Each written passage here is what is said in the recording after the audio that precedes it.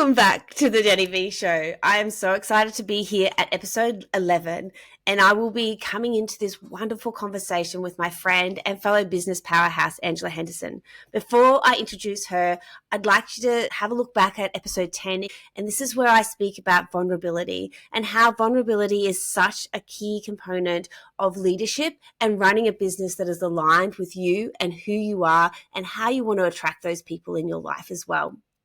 Okay, so Angela, she's not only built several 6 to 7 figure businesses, she's created a team that aligns with her vision, her mission, and her values. She is diving into what it really takes to lead with heart, build a culture that thrives, and grow a business that you actually love. So let's get into it and let's have a chat with Angela. It is so fantastic to have you here today, Angela, and just be able to share all of your incredible wisdom with my audience. So thank you for joining me. It's always a pleasure to be around you, my friend. Super excited to be here today. Amazing. So I wanted to start with the question of leadership, because you run such a successful business and the conferences that you run, everything just is streamlined. And I've had the absolute pleasure of being a sponsor of yours and feeling that streamline ease within your business. So I wanted you to share with my audience, how in the very beginning did you start bringing that into your business so that you could be where you are today? I mean, listen, it was very messy. It was very ad hoc, because you go from a solopreneur where you are wearing every hat and you almost feel like you have to control everything, to realizing I am either going to remain stuck and at a current revenue, or I'm going to have to start loosening the strings here and start looking for team. But what happens when that decision, for me anyways, and I see this with a lot of my own clients, is you go from solopreneur, so you know how to balance everything, even though you might not be really good at it, to then a people manager. And not everyone has people manager skills. They definitely don't. It's a whole nother level of fish. And there's also complexities with that. So a lot of freelancers or contractors, for example, do want to be like, if you're in a 9 to 5, you go into the office and everyone stands around the water cooler or coffee, like, "G'day, mate. How are you? What's going on?" Whereas I very much was like, "You're a contractor, get in there and do your freaking job and have a great day." So I knew right off the bat that when I started to have team, I don't have the patience, but also as a CEO, don't want to be, I'm happy to send flowers and treat people kindly and all those things, but I don't want to be their daily point of contact. So I knew really early on, and it demonstrated that I lost a couple of my VAs at the beginning because of me. Most VAs that you hire will fail more than likely because of you, not because of them. Of course, there are douchebag VAs out there, but there's douchebag coaches out there too. But it's because I didn't have the people management skills. I didn't know what they needed. I also felt like I could finally breathe for the minute. I didn't give them the training that they needed. And so, of course, I had this VA, but everything was still crumbling, right? So that's what I soon realized is if this is going to run like a well-oiled machine, I need to have my systems and processes in place. I need to make sure that I make time and have team meetings with the team. But then I also realized very early on that I needed a middle person between me and the VA. So if you look at it from a structural perspective, there's me at the top. Now I've got Melissa underneath me, she's the only one that reports to me. She's my online business manager. And then underneath her are my 2 primary VAs. Then they are the ones that report to her. And she's the one that does the daily check-ins to make sure that they're okay. And she has the water cooler talks. So yes, I do believe, like, jump and get someone, but make sure you understand that you need to train them, be there for them, support them, and have systems in place for it to run smoothly. And how long did it take you to learn that? Oh, it was pretty quick, actually. I reckon maybe 6 months. It was so long ago, but yeah, maybe 6 months. It wasn't long, because it was like, though you had a VA, you still felt like you were drowning. So I still was like, the pain is still there. So I was like, well, this isn't how people describe it on podcast or in person. Like, they're supposed to alleviate pain. This feels harder than just doing it myself. And I had to catch myself, because it's easy for us to go, oh, well, I'll just do it. I'll just keep doing it. But I was like, no, I need to alleviate the pain collectively. So yeah, so when the pain wasn't going away, I was like, I had to really dive deep and reflect upon what's not working. And then I let a couple of them go, thinking it was them, because I was like, they can't do it. Why aren't they reading my mind? And it was a mentor of mine was like, it's not their job to read your mind. It's your job to tell them what you need. It's your job to guide them. And I was like, Yeah, no one told me that when you have a business. So yeah, so No, there's so much that you don't get told when you start your business, isn't there? So much. 100%. So you pretty much go from solopreneur to leadership. Whether or not you want to be a leader, you might think that you're only being a business owner. I'm here to tell you that's mistaken. You will go into a leadership role by default. You will need a people manage at some stage until you can afford a manager to do that for you. And so your own position description changes. So it's not just this easy transition like people make it out to be. Yeah, and you just mentioned leadership, and I'm really passionate about values and leadership and really understanding your internal values. And you speak a lot about values-led leadership. So how do you bring that into your operations? How do you bring that into your leadership with your team? Well, I mean, one of the things that if I go back to a really simple way of looking at it, is I'm very much about alignment. And so alignment for me, it doesn't just mean alignment in my systems, but it's alignment in people, it's alignment in strategy, it's alignment in wealth, it's alignment in relationships. And so for me is I want to attract the right people. Do they have similar values to me? Or is their work ethic? Like, I am a very quick person. You can hear me even just speaking. I'm a fast talker. I do know how to slow down and hold space for slowness, but I'm like, I say to my team, you're either on the bus or you're not, because I'm not slowing down. So I have to find people that marry that energy and our alignment. Now, I'm not asking them to hustle. I'm not asking them to burn out, but I am asking them for speed and quickness. Because if there's one thing I learned about being an entrepreneur, is speed will determine whether or not you go or you stay. Speed is one of the common denominators. If you look at some of the top entrepreneurs, Gary Vee, like big entrepreneurs, what do they have in place? Speed. They go quick, they make a decision, they fail fast, they learn, and they adapt. So speed and adaptability is really, really powerful. So for me, it's about aligning with the right people that can meet my expectations, because it's my business. And I had to also be okay with saying that this is my business, my rules. I can still be kind and I can still be a good leader. But the other alignment piece too is just as important it is for me to have relationships with my team. It's also important to know that they also come with their own relationships that they're dealing with at home, that they're dealing with in the community, etc. So I'm also very big, without getting into their lives, being able to support their own alignment and their own goals. Because if I want to lead by example, I want to make sure that I'm doing it with not only my clients, but also my team members. Does that explain a little bit? Yeah, it really does explain it a lot. And I have a client that actually, with her team, she gets in the morning meeting, they have a discussion, okay, what's going on in your life? So they get all of that out of the way, and then they can move into the work. So then she can say, well, we've spoken about that. Let's park that and let's move on. So then she still understands what's happening. But like you said, she doesn't get involved and, starts trying to solve their life for them as well. So yeah, I really love that. Yeah. So it's just alignment. I need to be alignment with who's on my team, alignment with the clients that I make, do you know what I mean, and bring on board, alignment with my partner, alignment is like the key theme. And we're never fully in alignment. There are days where things are unaligned 100%, but it's about going, where am I unaligned and what changes do I need to make? And so I just execute that through, also with team. Yeah. And that's that really internal reflection, isn't it? So you can understand when you're not in alignment, where is that coming from? And so you can work towards that. Yeah. And also with being in alignment too, it allows me to go, I'm a firm believer, hire fast, fire faster. Because if you know intuitively that something's not right, what's clicking, and you've had the team meeting, they've had the support, they've got the SOPs, and they're still not getting it, more than likely they're not going to get it. So why hang on to something that's just going to bring the rest of the team, my energy, down? So fire fast and strategically, of course, but be able to fire faster to get you back into an alignment space. And standing in that leadership to be able to fire fast as well, instead of, trying to be that people pleaser as well. And so you've coached hundreds and hundreds of women throughout your career, and you would have worked with so many different leaders. What would you say the biggest leadership mistake has been that you've noticed over the years? Mistake. I mean, if I have to think about anything, when they first come to me, their biggest mistake, and I don't look at it as a mistake, I still look at it as a lesson that they have to learn for themselves, is that they think that mindset isn't part of the strategy, is what I would say. Yes. So they come to me saying, I need strategy, I need guidance, I need clarity, I need team, I need systems, but none of that will work unless that your operating system internally is firing off at capacity. But I can't lead with that with sales. I can't go, I'm going to fix your mindset, because they don't think that that's what their problem is. They think their problem is their team, their systems, their strategy. So I still do all of that stuff.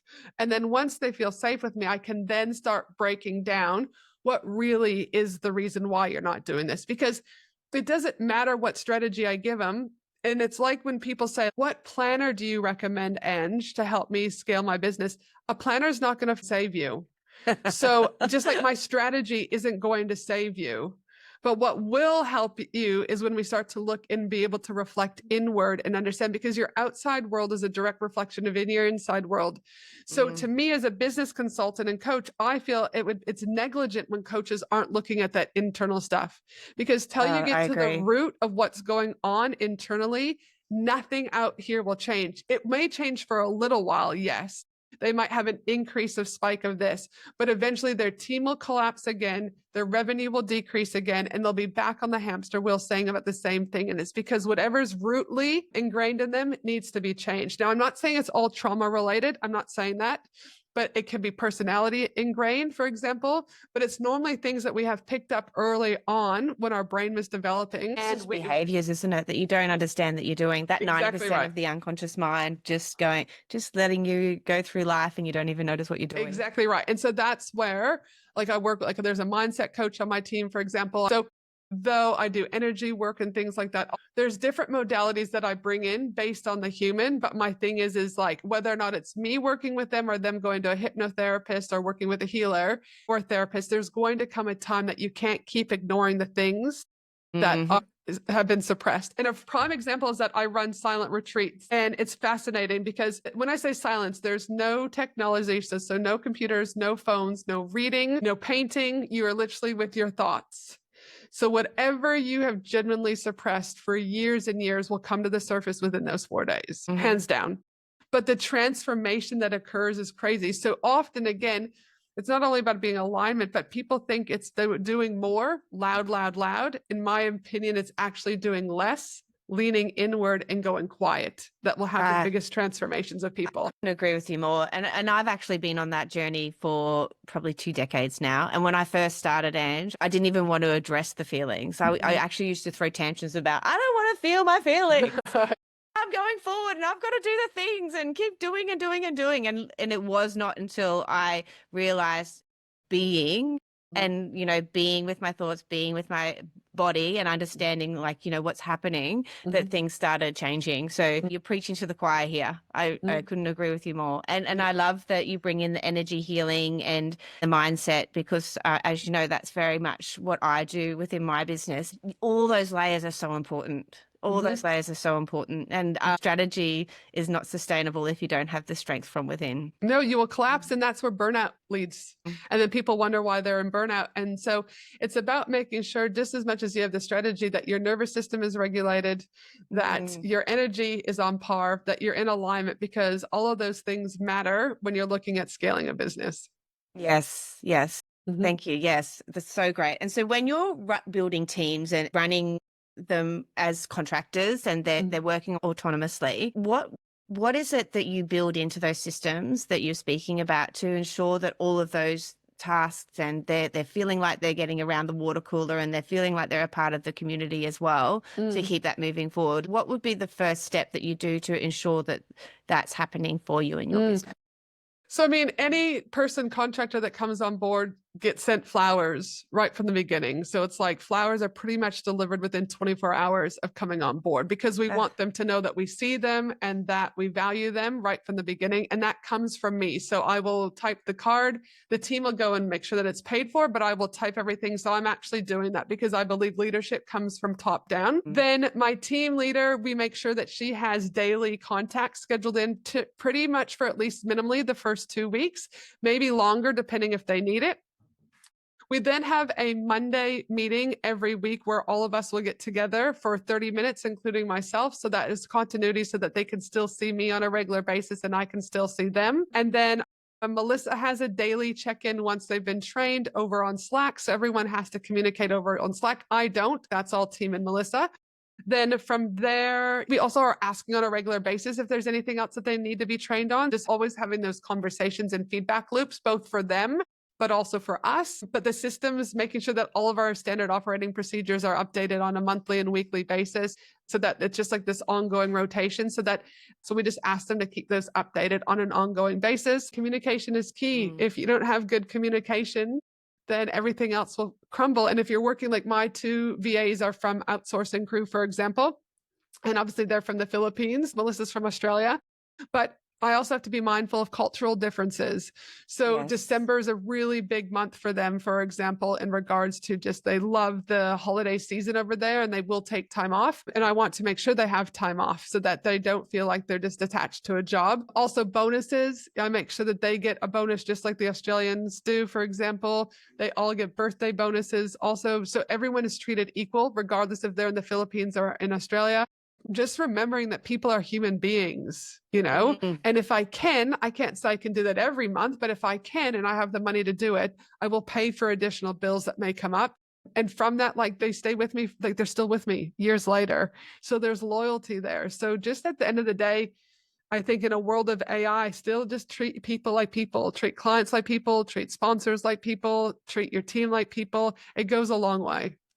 Yeah, I really love that. And where you said like treating people like humans, I was actually hosting a panel yesterday and it was about HR and leadership in the workplace. And one of the speakers said, it's really just remember the human, when you're going into those tough conversations and when you're wanting to have those performance reviews and all of that type of thing, remembering you've got a human in front of you. And I think that's so important. The bigger your organization gets, just remember that when you're at the top and you have to have that conversation, really make sure you know the person in front of you before you have those conversations as well. Also I say get curious. In one of the courses I'm doing at the moment, like I think it's like 26 million pieces of information is getting fed to us per second. Yeah. From like the colors of your backdrop to your glasses to you nodding to your teeth, like all those things I'm still taking in, even though we're not consciously saying that. And then through these 3 primary things, it then comes down to like 96 bits of information that we're left with. But if I'm speaking to you and you are my worker and there's 96 bits of information left, that's 96 pieces of the puzzle I'm not aware of. So to me as a leader, I also need to get curious. So I'll give you an example. I was a manager once for a not-for-profit organization in mental health space. And I had this beautiful worker who he did the most amazing work with the clients. Like he was absolutely brilliant, but his timesheets, his notes, do you know what I mean? It was a hot mess. And I was like, you can be the greatest worker with these clients, but you still need to do this admin stuff because it's just the way the job works. And I remember I went in there and he had been talking to about it. He's like, oh, sorry, we've had a few family things. I'm like, yep, well, get on top of it. And we worked through different strategies. And then I finally said to him, like, listen, this isn't easy for me to do because the clients absolutely adore you. But if you don't pull it together, I've got no choice but to start writing you up and you're going to work yourself out of the job. So you either need to tell me what's going on and I can support you.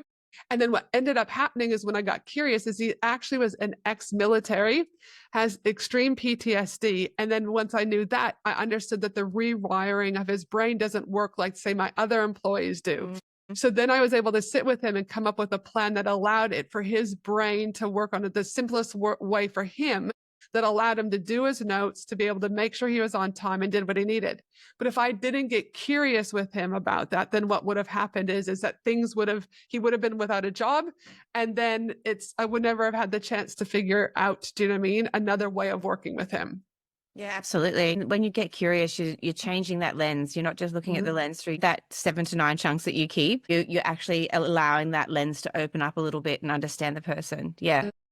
So that's where I'm like, always get curious. And just because you're the CEO or you're the, on a C-suite executive, do you mean role, whatever, they still have families. They still have moms. They're still daughters, or they're still sons, or they're still whatever, you can still be firm and still be kind. Yes, absolutely. So if we're leaders listening to this and they're thinking about, I really am unsure about letting go, because at the beginning you were talking about you just have to let go and you have to allow, people to come into your business, because if you want to grow, there's no way you're going to grow on your own. You need to rely on other people as well. What would be the greatest advice you could give them to start letting go and start trusting and allowing people to come in and take over those mundane parts of your business that isn't your genius? I mean, it's so hard because I say it depends. It depends on the human. It depends on the business model. It depends on personality. It depends on finances. It really, truly, it depends on where they're at in the business journey. It depends on their mindset. So that's a hard one because it depends is what I would say. But what I say to people who are looking to start outsourcing, and anyone can do this depending on those variables that I just mentioned, is for 1 week, either write down on a piece of paper or use the app called Toggle, Toggl. It's free, and write down everything you do for that entire week, including your home life. So it could be, I've got to do school pickup. I got to do school drop off. I've got to go get the vegetables. I've got to pick up the medicine. Like, you literally have to write everything down. Once you do that, there'll be some of the tasks will be repetitive. So you can just have the task and then like do a tally or a tick beside it. But then at the end of that week, you then need to do 3 columns. You're going to have column 1, which is the love column. Column 2 is the love-hate column. And column 3 is the hate column. And everything that you love off of that list, you put in the love column. Everything that you don't necessarily love, but you don't necessarily hate, goes into that middle column. And everything that you hate goes in the 3rd column. I then recommend that whatever's in the hate column, and you'll normally have 2 or 3 position descriptions start to show up there. And I'll give you an example. When I did this task years ago for myself, I found that things like the grocery shopping, the cooking, the folding laundry, the cleaning toilet bowls was in my hate column. So one of my first hires was actually having a cleaner come in. And it's actually one of the easier hires because you don't really need SOPs in place. Most people know how to come and clean a toilet, but you still want to do it your way, fold the clothes this way, put them here, whatever, but it's pretty basic. So the headspace that you need to be able to outsource this is actually quite easy. But in my instance, I was doing probably 8 hours of, all of that work, cutting up vegetables, cutting up fruit, all this bullshit. And so I said to my husband at the time, I was making $500 an hour at that stage. So I said, I can either outsource this. And he's like, just because you make more money doesn't mean you should outsource. I said, I agree. But I said, 8 hours times 5 is $4,000 I can either be bringing in. And even at $4,000, if we brought in someone 8 hours at 40 or 50 bucks an hour, I still profit almost $3,600 of that money. And then he's like, get the cleaner, get whoever you need. Right. And so that brought me 8 hours, 32 hours a month of additional headspace. So I could still keep wearing many of the hats in the business at that moment because my home life was freer. So really don't think you might have to outsource first in the business or within your job. It could be that you need to outsource first at home. This is one of my favorite exercises. I'm so glad you shared it. I'm excited listening to you say this. And especially the home life, the load of that, a lot of working mums speak about the mental load and all of those different things, taking that out. And I love how you compared it with your rate that you earn and how that compares to bringing someone in, because it makes your whole life different. It's completely different. And you also then in that hate column, energetically, you're getting rid of the things that are dragging you down. But also normally there's someone else out there that's their zone of genius and they can do it more efficiently and better than you. So you're actually saving more time and money. So start with the hate column. Then I just want to add though, in your love column, you might have something like Canva templates, but designing Canva templates, depending if you hire someone from the Philippines or overseas anywhere or someone local, that to me is not a $500. Well, my hourly right now is about $1,500 an hour, but being on Canva, even though I love it and energetically I love it, that's like a $30 an hour task. I shouldn't be in Canva doing these graphics. I should be on stages or making a bigger impact. And at that stage, you're already building the muscle of letting go. So by the time you get to that love column, you have a little bit more confidence that people will do what they need to do. You'll believe in yourself a little bit more. You'll see that the business hasn't fallen over, and that you'll be like, okay, I'm ready to let go.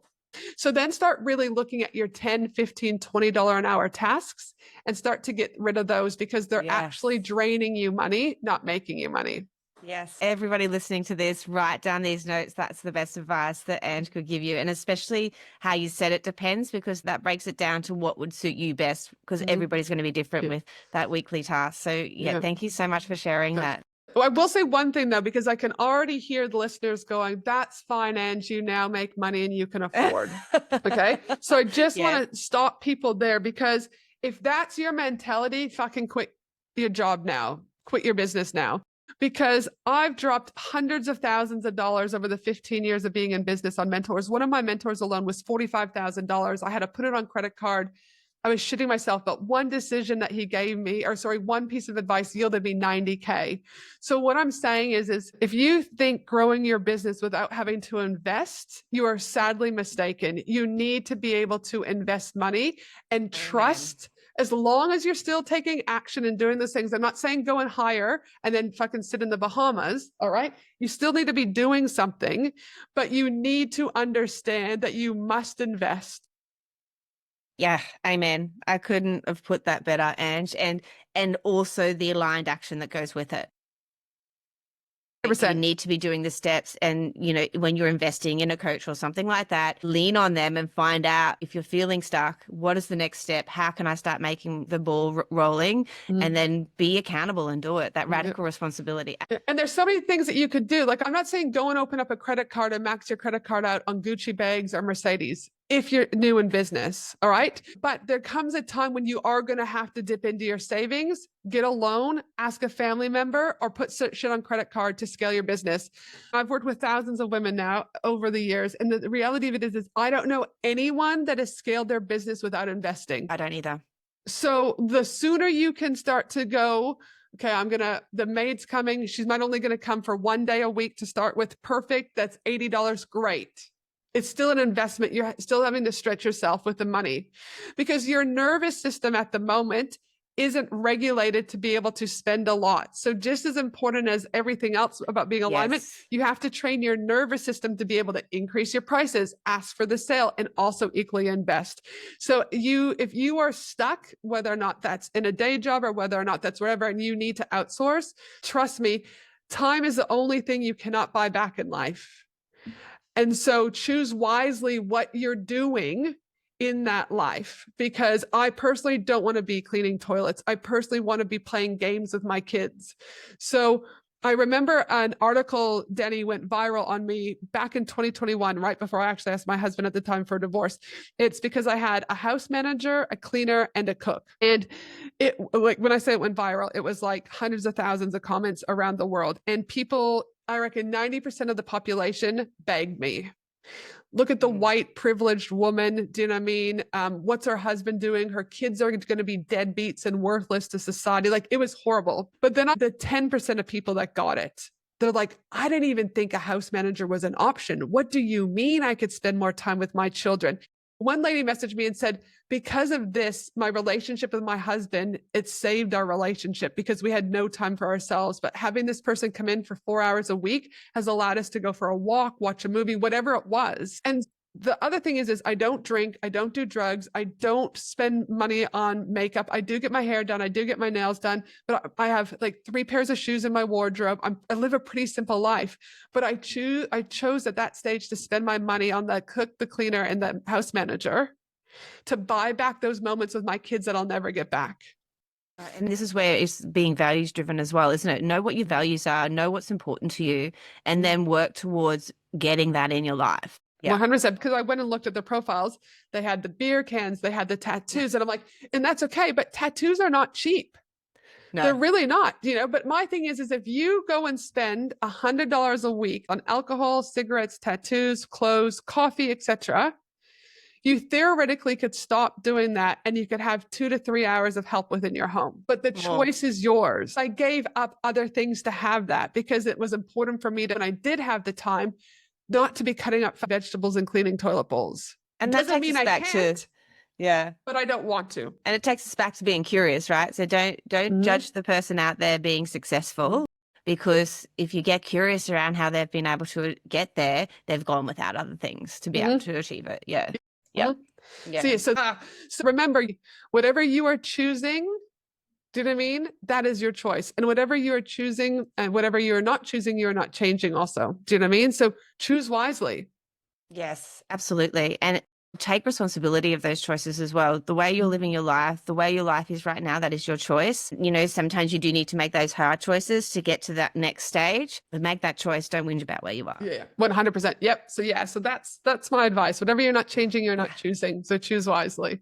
Thank you so much. And so I just want to leave our audience with one more bit of information about you. Now that you are really in that really expansion and you're very well known and you're really creating that aligned living as well, and you're stepping into your sound healing business as well, what would be the greatest tip that you can give to our listeners to be able to really step into that being? Because I know for me, for example, is that being and understanding what that means and doing the mindset work, doing the energy work as well, because that's that nervous system, right, has really allowed me to understand who I want to be around, how I want to run my business, and how I want to show up and speak about what I do. So for me, that's what I notice. So for you now, as you are, again, like for me from the outside, it looks like you're on another exponential growth. So what is the one tip that you could give to people that are really starting to get into that growth stage to keep into that being? Yeah. I mean, there's a bunch of things, but if I had to choose one, I'd said like being able to give less fucks, really. And that, because if you're a people pleaser, for example, the more you people please has a direct correlation with your bank account. So check your people pleasing is what I would say, because if you're still people pleasing, you're going to stall your trajectory because you give too many fucks about what other people say. So I do know that like the older we get, the less fucks we give. I also know that the more your estrogen levels go down in perimenopause, you give less fucks also, you know, but like my thing is really check how many fucks you're giving, because if you are giving too many, it means you're people pleasing, and therefore your business and or life will remain stalled until you start to give less fucks. Yes. And yes, it has a direct correlation of your bank account. Yes. Beautiful advice. Thank you so much, Ange. It has been such an honor and so much fun to have you here. And it's so fun to allow our listeners to learn and grow through your experience as well. So I really appreciate you making the time. Absolutely. Have a beautiful day, my friend. You too. Thank you. Thank you so much for joining.